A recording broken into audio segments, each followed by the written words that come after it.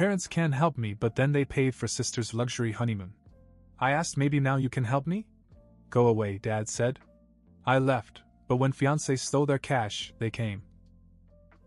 When I was laid off, it felt like my world was crumbling. The company brought in some hotshot with better qualifications to replace me, and HR assured me they'd pay me my last month's salary. They never did. I was left with no paycheck, no backup plan, and no time to process it all. I didn't tell anyone. Especially not my parents. I couldn't stand the idea of living under their roof again, under their control. My dad had always been cold about things like that, saying things like, "A real man doesn't run home when things get tough." So I stuck it out. I took out a loan to cover the rent for a while, figuring I'd find something soon enough. But things were going downhill. Every time I found a job that could keep me afloat, either the pay wasn't enough or some random crap would pop up, like a parking ticket I couldn't afford or a tooth infection that cost hundreds in medicine and dental work. I was sinking fast. After a few months of struggling, I finally reached my breaking point. I didn't want to do it, but I went back to my parents' house to ask for help. It was humiliating. We sat around the table, and after a long, awkward silence, my father finally spoke. "We can help you," he said, his tone heavy. My mom apologized quietly, but it didn't soften the blow. I was on my own. I walked out of there feeling like the rug had been pulled out from under me again. A week later, my sister Katie posted a photo on Instagram. She was on a beach in the Maldives with her new husband. "Thank you for the most amazing luxury honeymoon," read the caption, followed by a bunch of heart emojis. I try not to think too much about it. Her fiancé made a decent living, so maybe he'd saved up for the trip. But something nagged at me. I shot her a quick message. "Wow, your husband must have pulled out all the stops for this trip." She replied almost immediately. "Oh no, Mom and Dad paid for it." Isn't that sweet of them? I stared at my phone for a long time. I couldn't wrap my head around it. They couldn't help me when I was drowning in debt, but they had no problem paying for my sister's dream vacation. It felt like a slap in the face. I gave it another month, hoping something would change, but my situation didn't improve. I swallowed my pride and went back to their house. This time they were all smiling when I arrived. We chatted about random things, and for a moment I thought things might actually be different this time. When I mentioned Katie's honeymoon, they said they'd done their best to help her start her new life. I hesitated, then finally asked, "Maybe you can help me now." My father's face immediately hardened.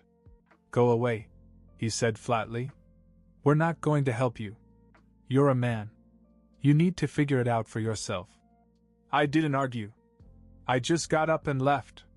I promised myself then and there that I'd never ask for their help again ever.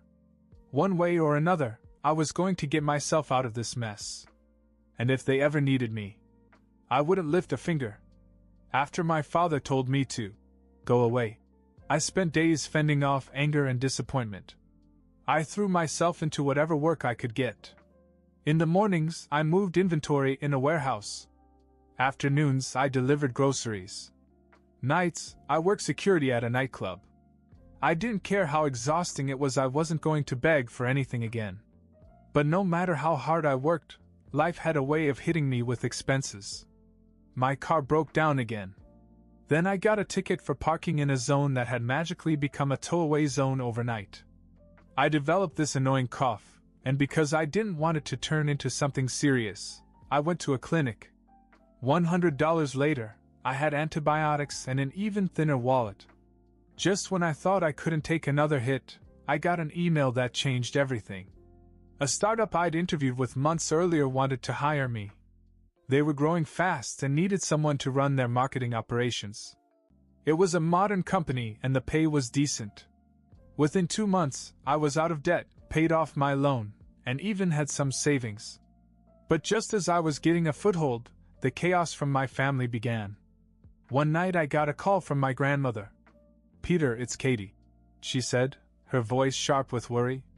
"There's been trouble." "What kind of trouble?" I asked. She hesitated. I don't know the details, but you should go see her. I brushed it off at first. Probably just a little marital drama. But then my uncle called with a similar warning. And a day later, my mother left a tearful voicemail. Peter, please come home. It's important. Still, I ignored her until my dad called. I hadn't spoken to him since the last time he told me to get lost. We need you to come over, he said, his voice unusually subdued. What's going on? I asked, more irritated than worried.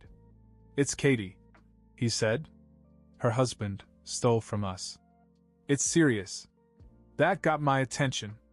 I could hear the gravity of the situation in his voice.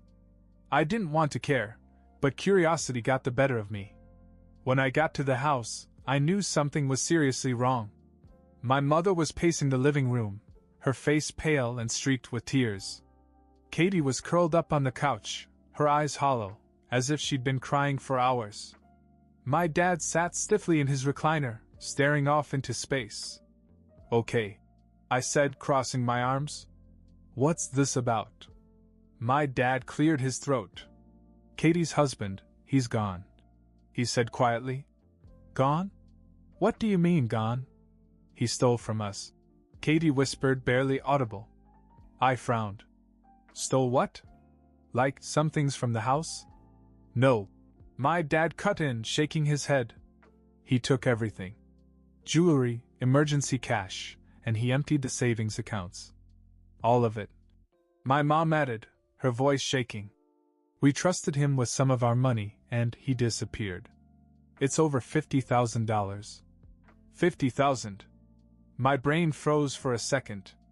I hadn't expected this. I turned to Katie.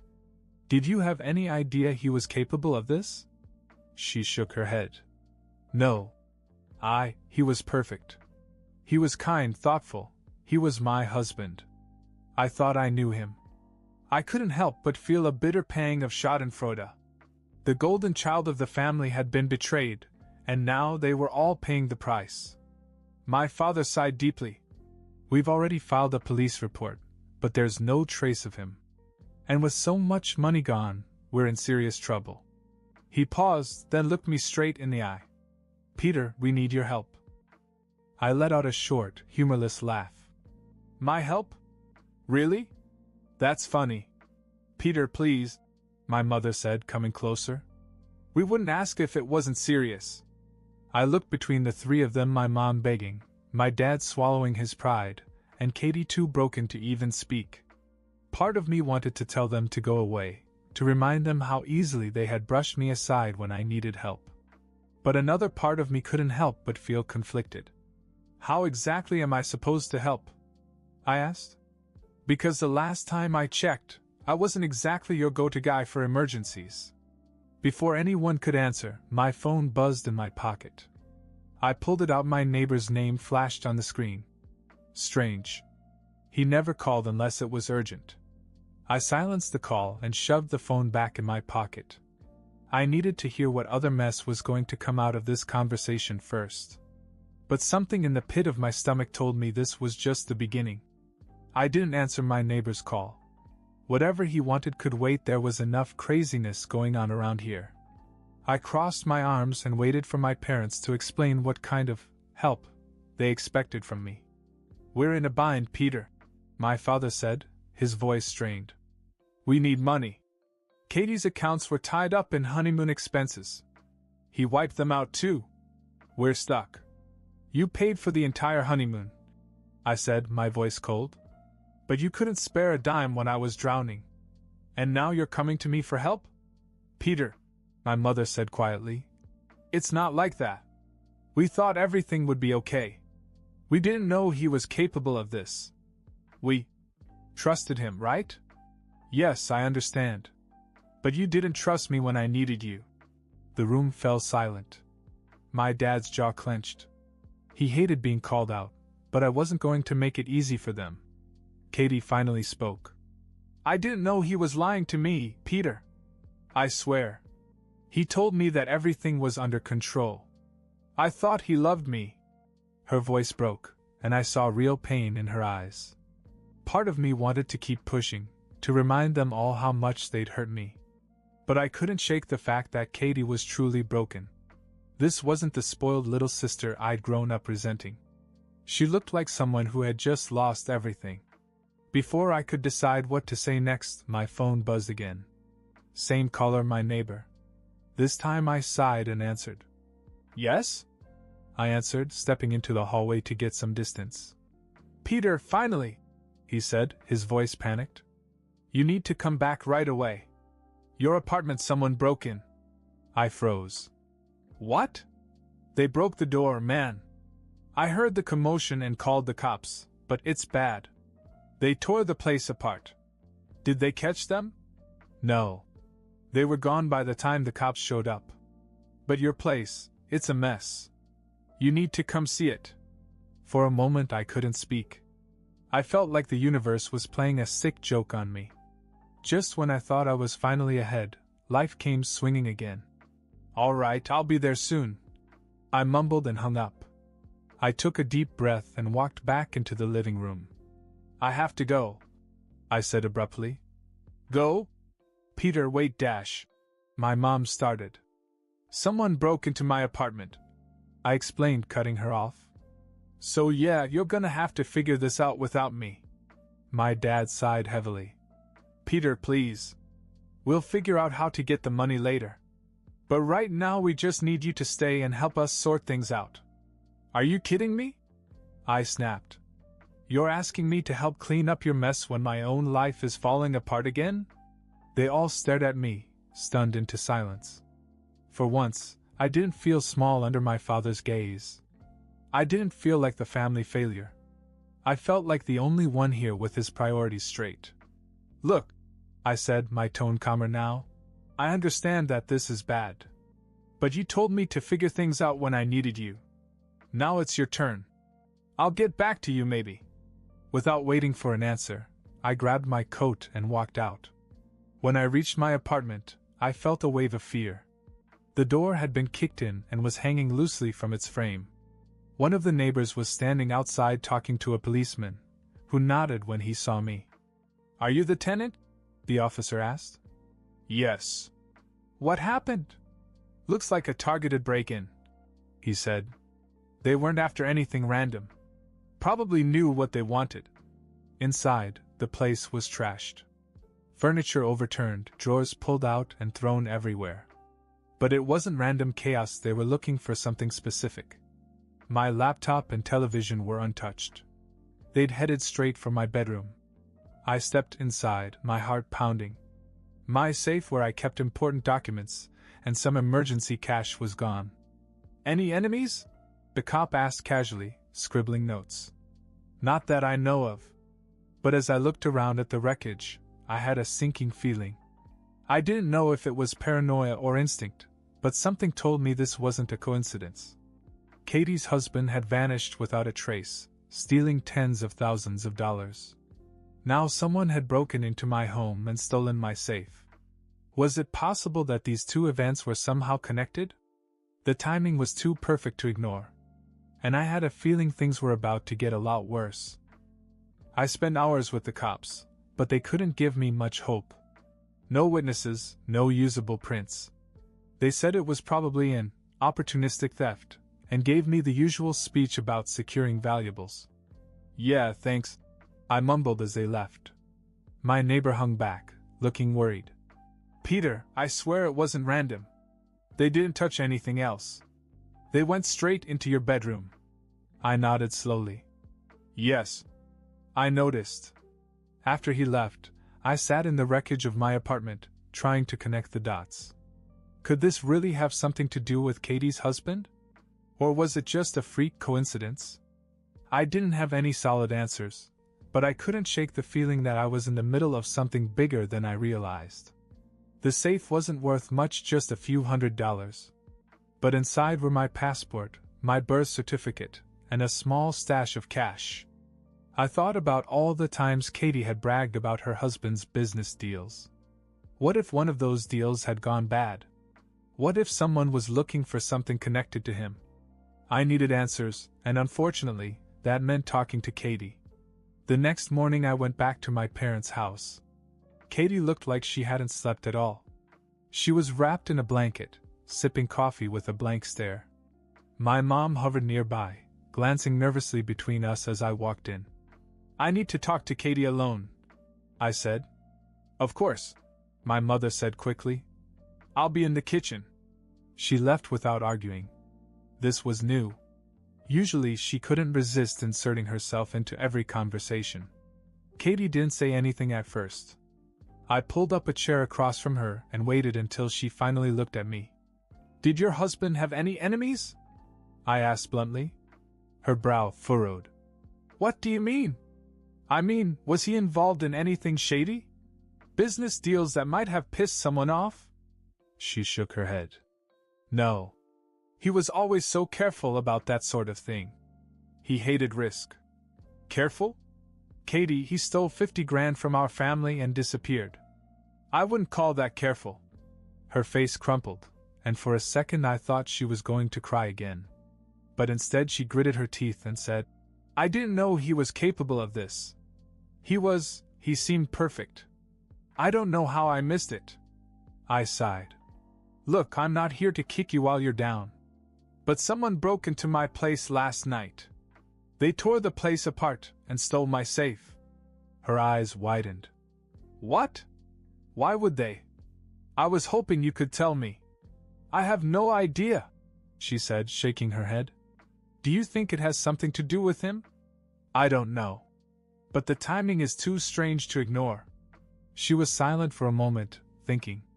"There was one thing," she finally said. "A few weeks before he left, he got a package in the mail. He wouldn't tell me what it was, just said it was work stuff. He got really secretive after that. I thought maybe it was a surprise gift or something." "What kind of package?" "Small, like a shoebox. I didn't see him with it after that day." I frowned. Could the break-in have something to do with this package?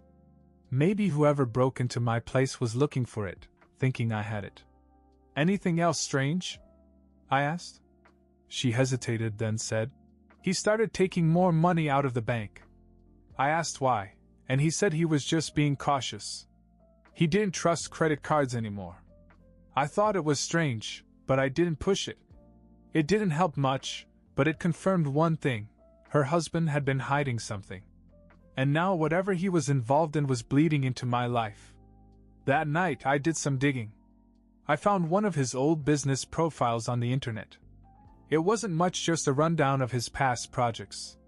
But one name caught my eye: a former business partner named Derek Hayes. I vaguely remembered Katie mentioning him once, saying they'd had a falling out. I found Derek on LinkedIn and sent him a message, half expecting him to ignore it. To my surprise, he replied within an hour. "I was wondering when someone from your family would reach out. We need to talk. Call me." He included his number. My hands tightened around the phone. This was escalating quickly, and I wasn't sure I was ready for whatever came next. But if I was going to protect myself and maybe even my family, I had to get to the bottom of this. I dialed the number. "Peter," Derek answered after the first ring.